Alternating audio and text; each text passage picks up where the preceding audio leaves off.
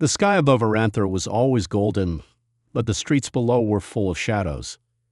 Cale moved quietly through the servant tunnels under the Elven palace. His bare feet made no sound on the cold stone. Chains clinked lightly around his wrists, a reminder of who he was: property. A human. Nothing more than a tool in the eyes of the elves. He hated the silence in these tunnels. It made him feel like a ghost. But tonight, that silence was his ally. Cale was not just running errands. He had a goal, one whispered to him by a dying man in the mines. Find the heart of iron. In the ruins, beneath Darneth. It remembers us. Cale didn't know what the heart of iron was. A weapon? A treasure? A lie? But the way the old miner spoke of it, with fire in his fading eyes, made it sound like hope. And humans hadn't had hope in a long, long time. The tunnel ended at a ladder. Cale climbed up and peeked through the grate. The arena above was empty now. No roaring crowd, no cheering elves, just sand stained with blood and the smell of metal and sweat. He remembered yesterday's fight. He had won, but not because he was strong. He had won because he fought. While the Elven champion charged, Cale had tripped him using a broken spear shaft. One good move had changed the whole fight. That's what made Cale dangerous. Not his muscles, his mind. Tonight he wasn't going to fight. He was going to escape. He waited until the guards changed shifts. Then, slipping past the gate, he vanished into the outer corridors. If they caught him, he would be whipped or worse. But staying meant slow death. Freedom was worth the risk. Cale reached the edge of the lower city. It was dark, the houses small and broken. Other humans saw him but said nothing. They had all learned long ago, speak too much, and the elves notice. Cale nodded at a girl watching from a doorway. She didn't smile, but she didn't call for guards either. Then he found him, Garen, his old friend, once a miner, now a cripple after a cave-in the elves never cared to fix. I'm going, Cale whispered, to Darneth, for the heart. Garen coughed and pulled a small cloth from under his blanket. Inside was a strange shard of metal, old and warm, etched with lines that shimmered faintly in the dark. It's part of it, Garen said. It woke once when I touched it. It remembers. Cale took the shard. It pulsed in his hand like a heartbeat. For the first time in years, he felt something strange, belief. Behind him, bells rang. The guards had noticed his absence. Cale stood, his mind clear. Let them chase, he said, eyes hard. Let them come.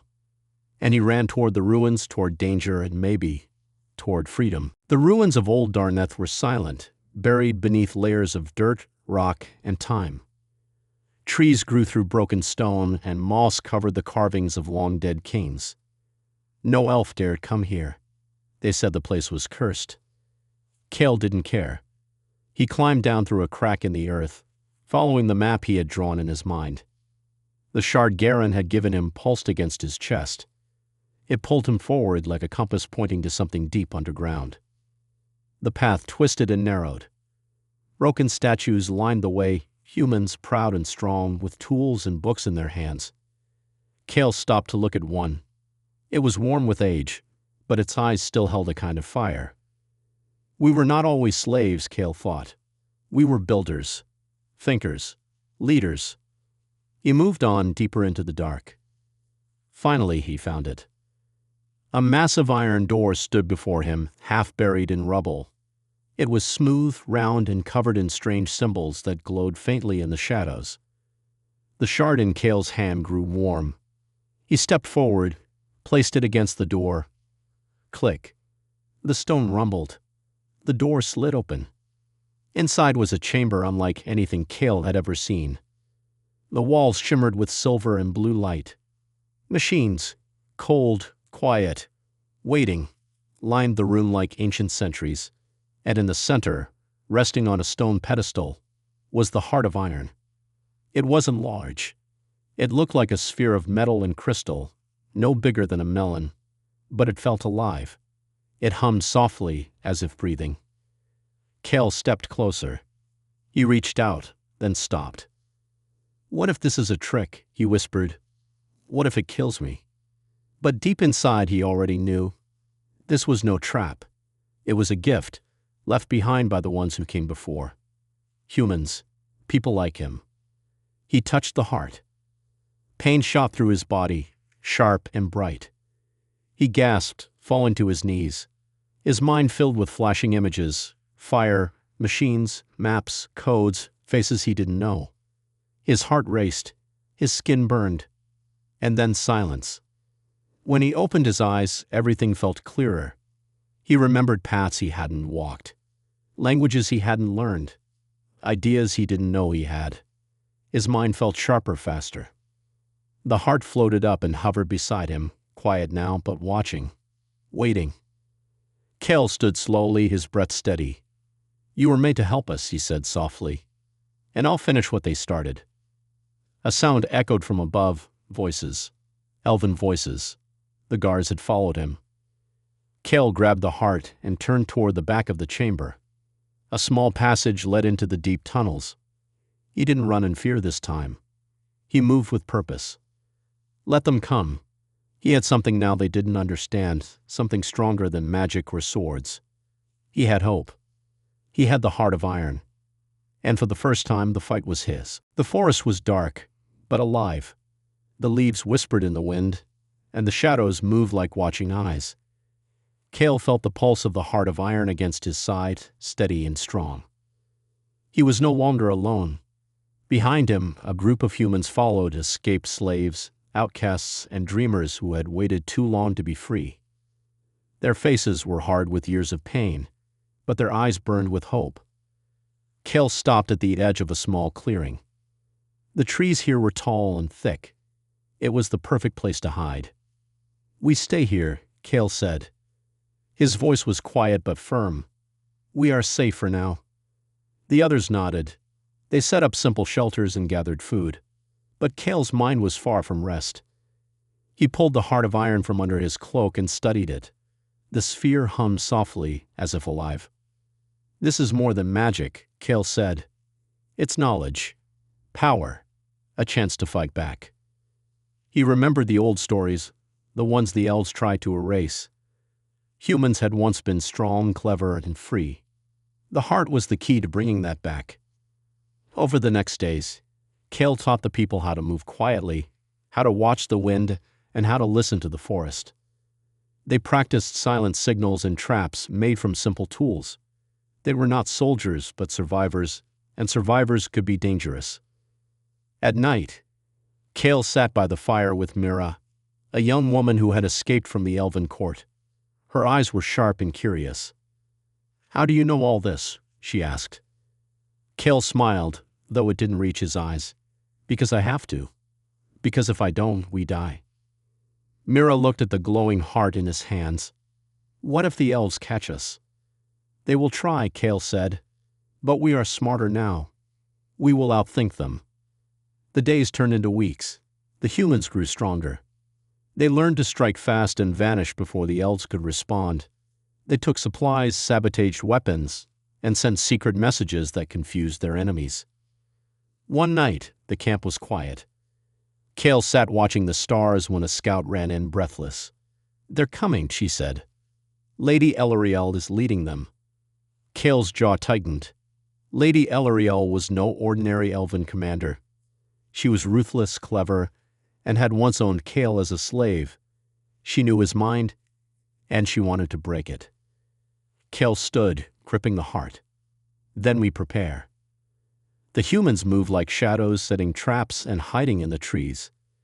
Kale knew this would be a fight like no other, not just of swords and arrows, but of minds.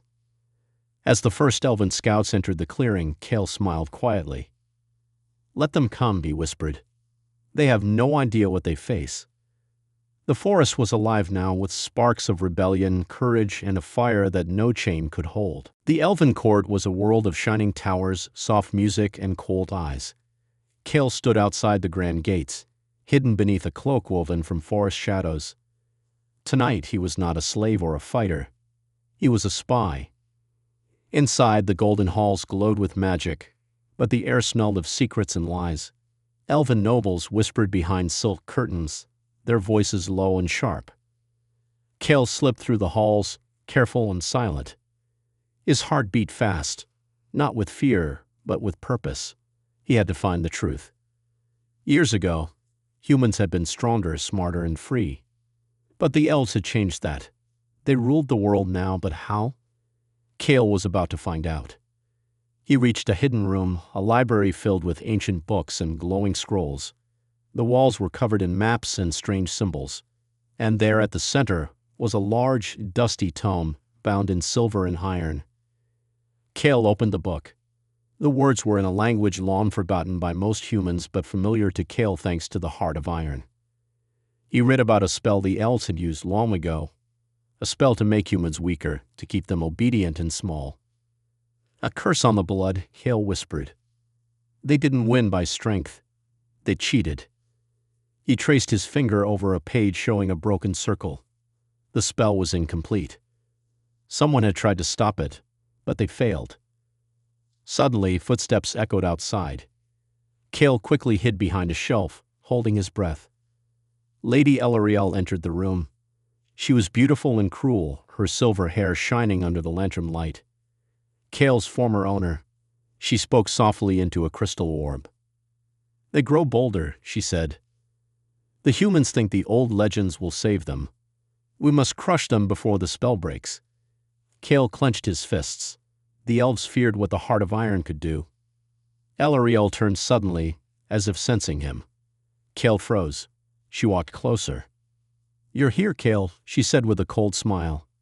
I knew you'd come. Cale stepped out, ready to fight, but Elariel raised a hand. This isn't the time, she said. You have fire in your eyes, but fire can burn out fast. Cale's heart pounded. Could she see the truth inside him? Could she understand what was coming? Elariel's gaze softened for a moment, then hardened again. You are a threat, but also a puzzle. Cale didn't reply.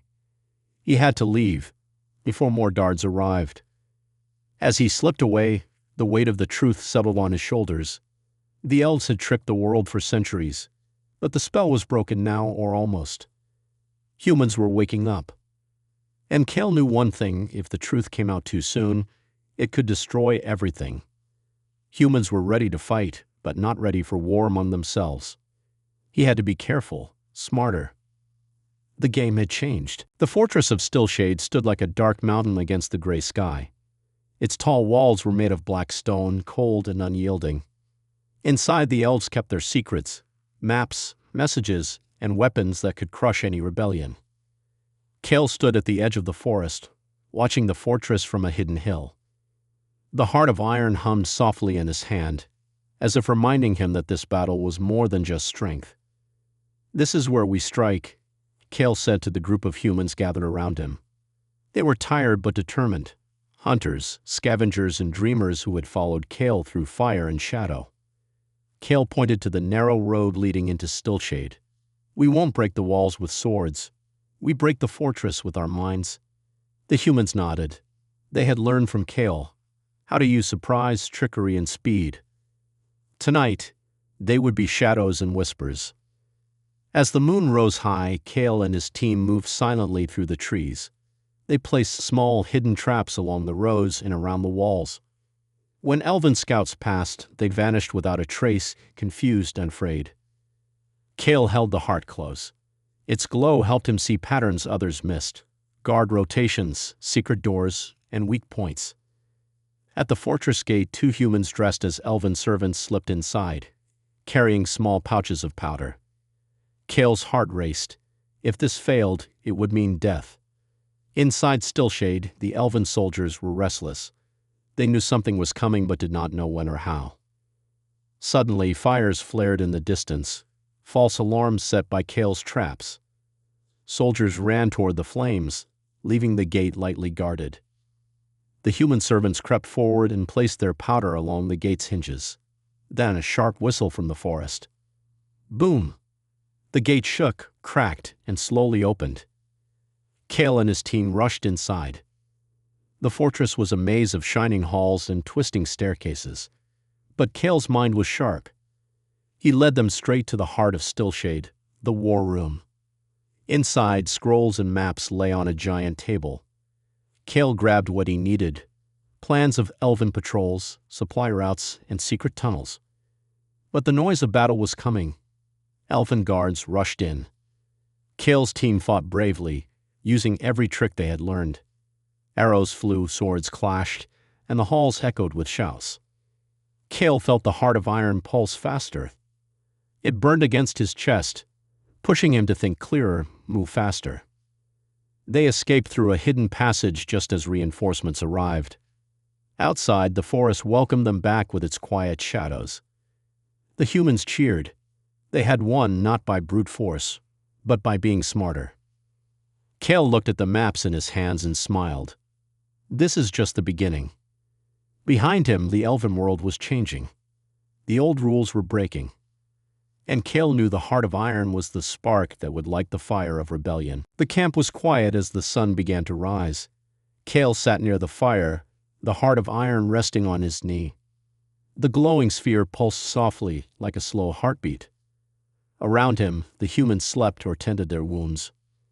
But Kale's mind was restless. The victory at Stillshade had been hard won. The elves were shaken but not broken. And Kale knew one truth: some humans were not as loyal as they seemed. Mira approached, her face serious. "Kale, we need to talk. There's something you should know." Kale looked up. "What is it?" She glanced around, then lowered her voice. "Some of the humans, they don't want to follow you. They think the heart of iron is too dangerous. They fear what it could do." Kale frowned. "They'd fear power." Mira nodded. "Yes, and there are whispers. Whispers that you are becoming like the elves, using tricks and magic to control others." Kale's jaw tightened. He had never wanted to be a leader, but fate had chosen him. "We have no choice," he said. "The elves have ruled for centuries. We must be smarter, stronger." Mira looked away. "Some don't see it that way." That night, Kale called a meeting. The firelight danced on tired faces. Some nodded quietly. Others watched with suspicion. Kale stood. "I know there is fear, but the heart of iron is our chance. It gives us knowledge and strength, things the elves took from us." A man in the back stood up. "And what if the elves are right? What if the heart corrupts us? What if we become like them?" The room grew tense. Kale met the man's eyes.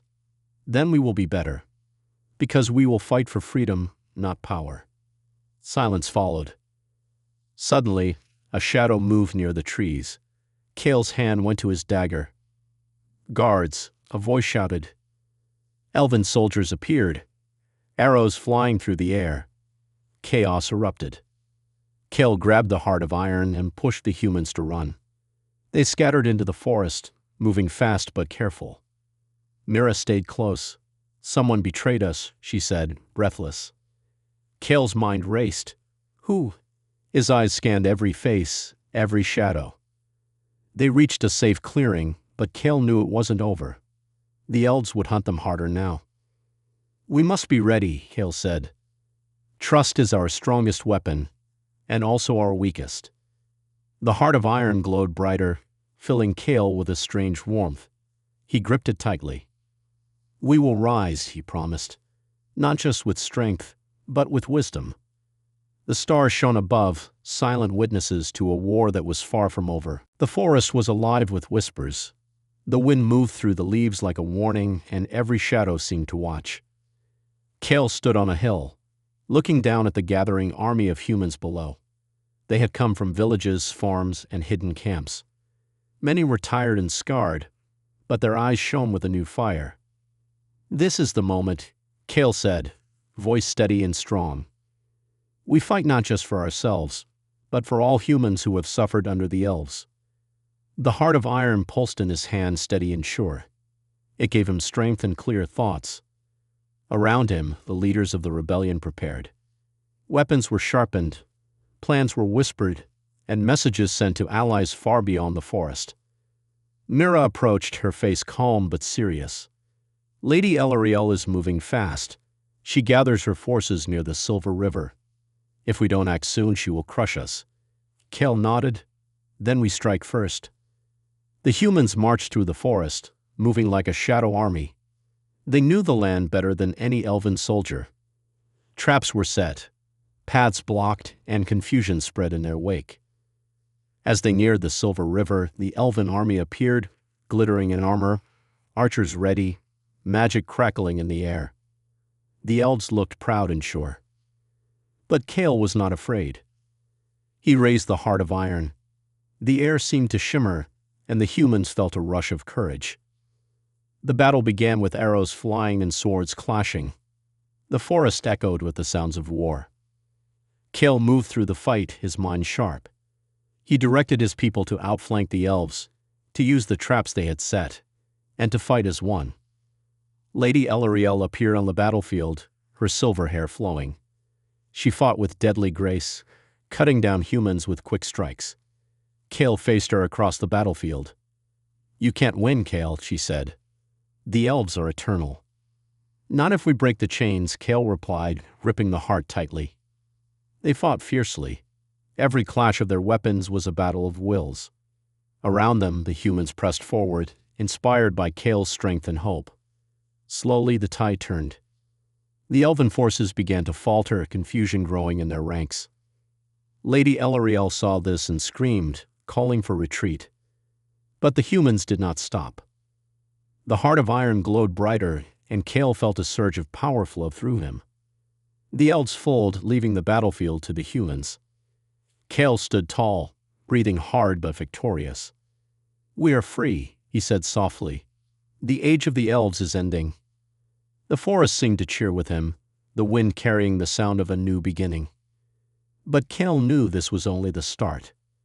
The real battle for freedom was just beginning. The sun rose slowly over the valley, painting the sky with soft colors of gold and pink.